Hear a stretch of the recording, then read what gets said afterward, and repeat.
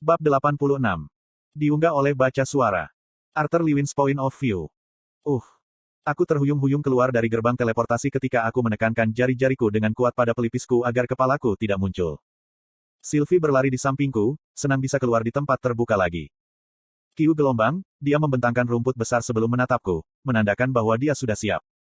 Pria itu menakutkan, Papa, suara Sylvie berdering di pikiranku. Iya, dia juga tidak terlalu santai, jawabku. Tempat kami mendarat adalah tempat yang akrab. Itu dekat daerah tempat tes pertama kali memimpin kami untuk masuk ke dalam kerajaan Elenoir.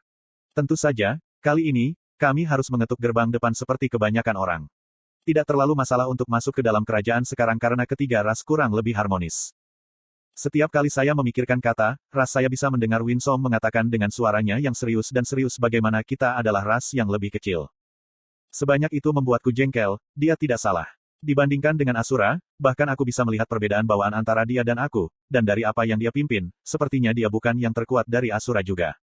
Yah, kurasa kamu tahu siapa ibumu sekarang, setidaknya. Kiu, Mama, bukan. Tidak, bukan Mama itu. Maksudku, Tess bukan ibumu. Sesh, saya berseru. Sylvie hanya memiringkan kepalanya ketika dia menatapku dengan kebingungan sebelum berlari lagi, membuatku bingung dengan ikatanku. Saat kami berjalan ke gerbang depan, mengikuti di sepanjang dinding luar kerajaan, kami sesekali melewati gerbong dan gerbong yang diikuti oleh orang-orang yang mengangkut barang-barang di dalam atau menjaganya.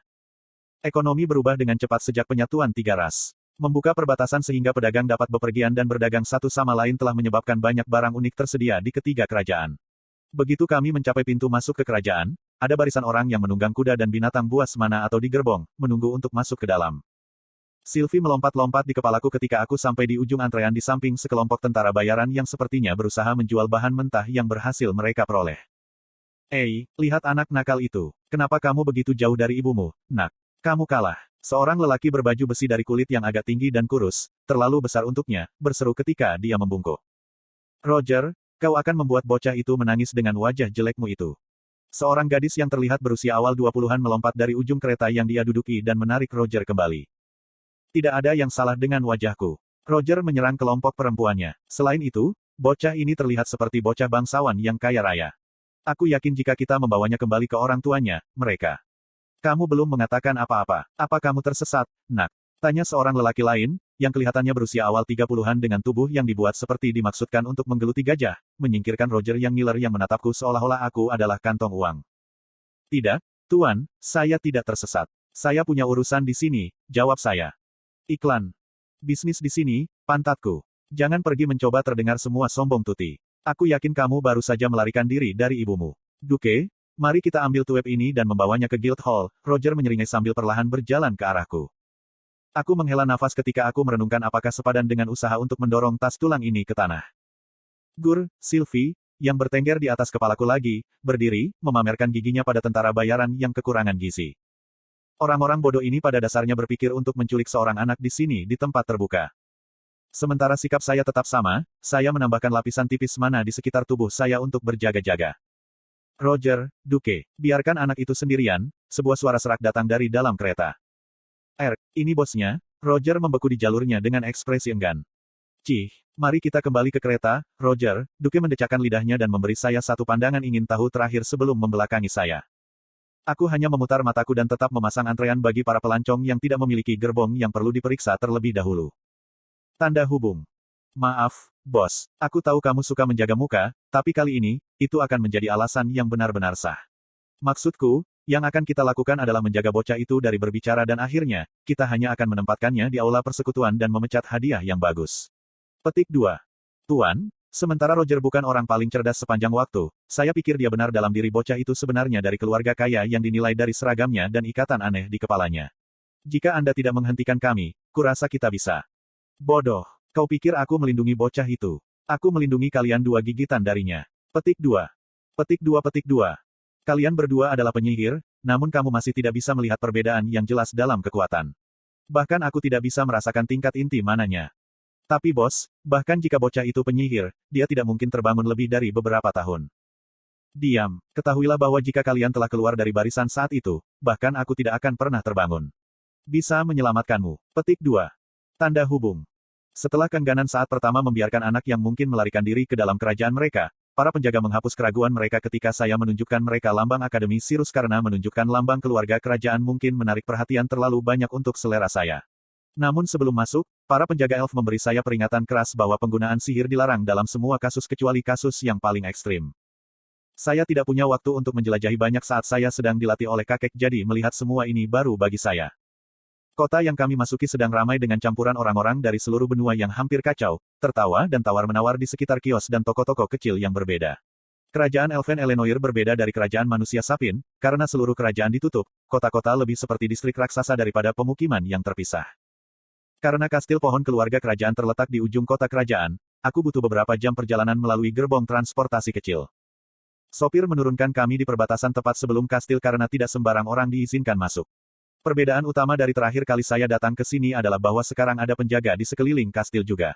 Meskipun saya yakin mereka selalu memiliki penjaga dan keamanan, mereka tidak ditempatkan secara terang-terangan untuk mengusir para penyusup seperti sekarang. Sekali lagi, kemungkinan besar hasil kerajaan membuka pintunya untuk ras lain. Berhenti. Bocah kecil, kurasa kau agak tersesat, elf kekar mengulurkan tangannya dan memperingatkan. Dia menatapku dengan rasa ingin tahu sebelum menghentikan pandangannya pada Sylvie yang sekarang di sebelah kakiku. Tidak, aku tahu persis di mana aku berada. Jika kamu berbaik hati membiarkan aku lewat, itu akan sangat dihargai. Aku menjawab tanpa melirik kedua penjaga sambil menarik keluar kompas dengan keluarga kerajaan. Lambang kakek Virion memberi saya saat itu.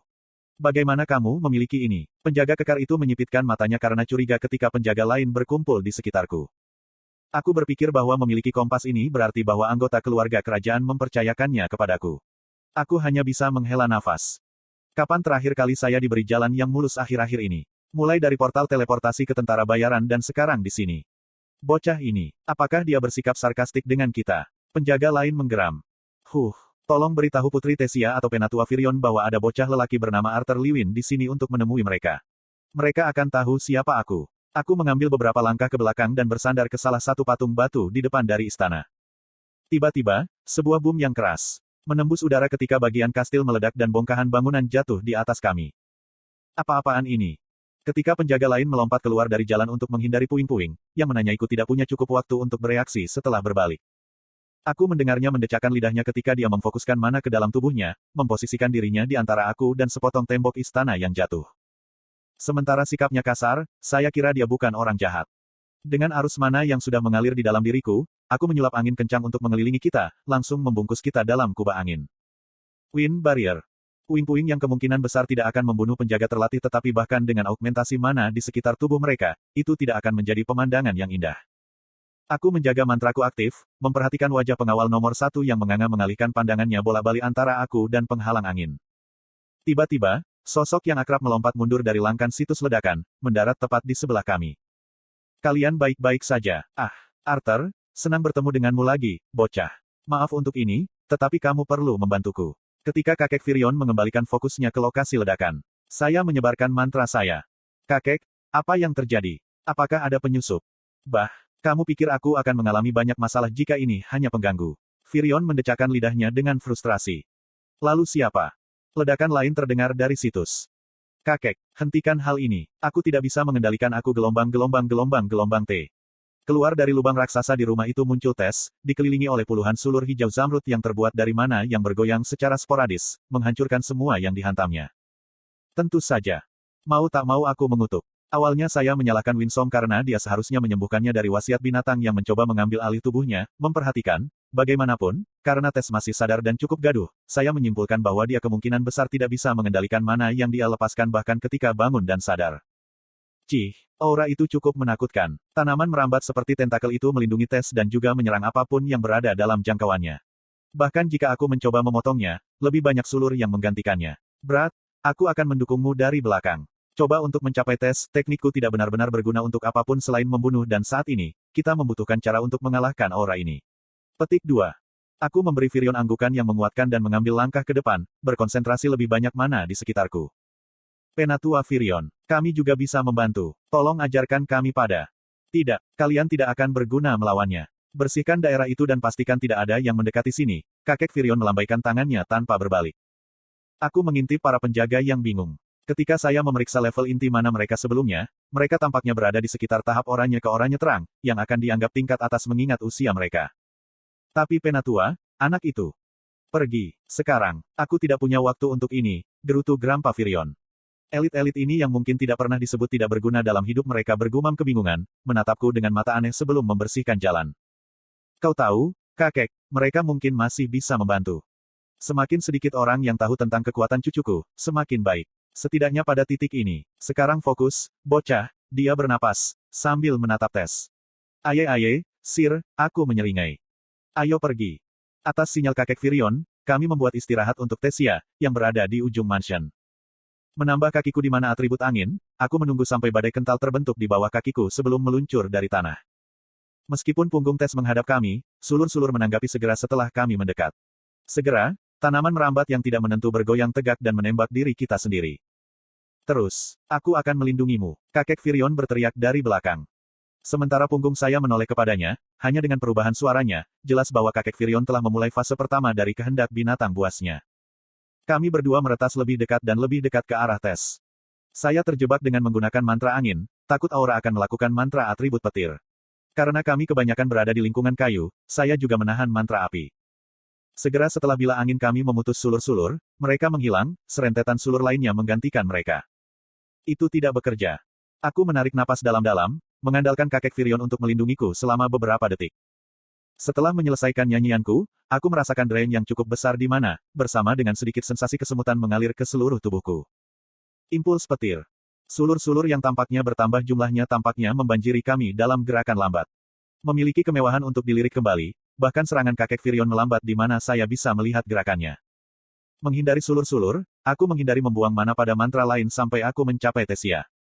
Setiap langkah ke depan pada titik ini melibatkan saya menghindari setidaknya 5 sulur, sampai akhirnya saya mencapai lengan panjang putri yang bermasalah. Meraih bagian pinggangnya, aku menyiapkan mantra terakhirku. Arthur, Tess menjerit karena terkejut.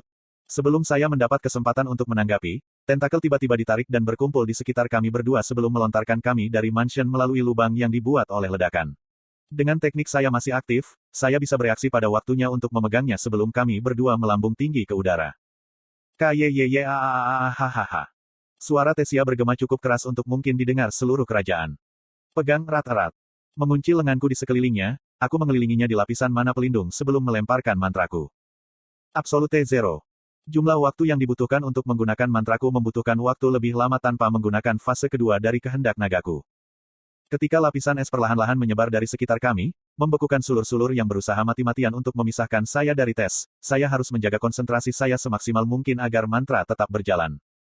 Istirahat. Aku meraung sebelum menendang sulur-sulur yang benar-benar beku, menghancurkannya menjadi serpihan berlian kecil berkilauan yang tak terhitung jumlahnya. Itu pertaruhan untuk mencoba dan membekukan sulur-sulur yang diwujudkan Tess dan, seperti yang diharapkan, mantraku tidak cukup kuat untuk membekukan semuanya, tetapi aku bisa memisahkan sulur-sulur dari sumber bahan bakar mereka, Tess.